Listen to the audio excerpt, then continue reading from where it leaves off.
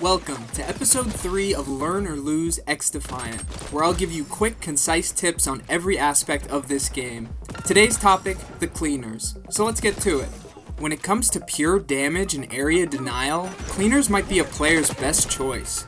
With Firebomb, storming into the occupy zone and dealing with multiple players becomes way easier. Fire Drone gives you that same AoE splash damage, but from range, which in turn opens up area denial from range too. The passive Incendiary damage ticks for 2 damage 4 to 5 times, for a total of 8 to 10 extra damage. While lots of guns in this game can benefit from fire bullets, there's a few that can make good use of this passive pretty much every time you're in a gunfight. Marksman rifles both become a 2-tap to the lower body with cleaner passive, except against phantoms. It makes these guns insane, and I think a lot of mouse and keyboard players should try out the marksman rifle cleaner combo for sure.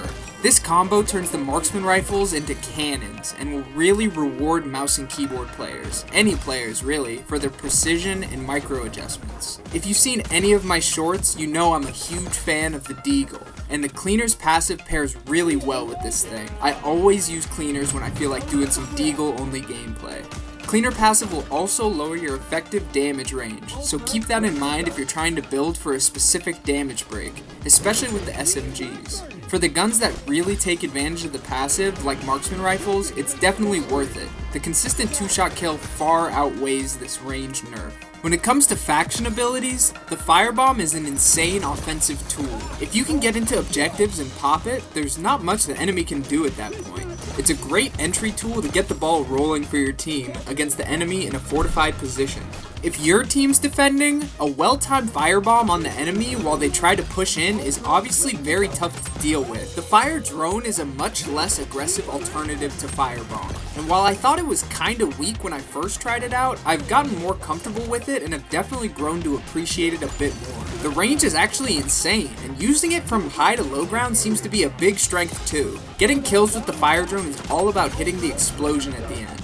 The flames it sends out along its path doesn't do much damage in comparison unless they're really sitting in it for a long time. Getting really good with it means figuring out all the best collision spots for your drone on each objective point for optimal splash damage on the enemies inside the objective. You can even angle them to hit over walls and behind mag barriers. I think there might be more than meets the eye with these things. While I've started to like using the fire drone after getting some more practice, I still think it feels a bit clunky, and I'm not really sure what they could do about it. I feel like a lot of abilities in general can feel a little slow to activate, and the fire drone feels like the worst offender when you're trying to line up a good path while dodging bullets. Maybe they should make it to where you could angle its flight path before you throw it. They should do something similar with the mag barrier too, in my opinion.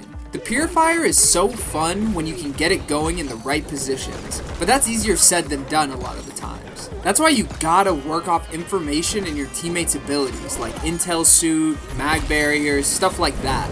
If you're inside the objective and you know the enemy team is all coming from one side and your flank's covered by your teammates, go crazy with it. You can hard counter other ults like Libertad's easily if you use it right. Just remember, the Flamethrower's timer won't start until you start firing, and you won't have to reload it at all. So you're better off spraying the flamethrower and slowly walking forward instead of trying to jump out and then triggering it. They're being forced to sprint into your insta-kill range. It'll be nearly impossible for them to kill you in range while you're letting the flamethrower sink. Next, let's get into the Playstyles and Weaponry.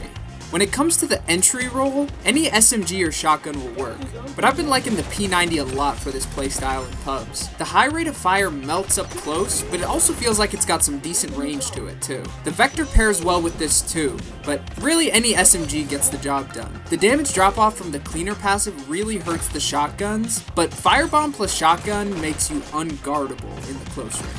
The Denial playstyle is much slower and more methodical than the entry role. You're trying to get to power positions that can hold important choke points while you play your fire drone's range to your advantage. Let the enemy come to you, and when you see them making a big push and bunching up, deny their push with the press of a button.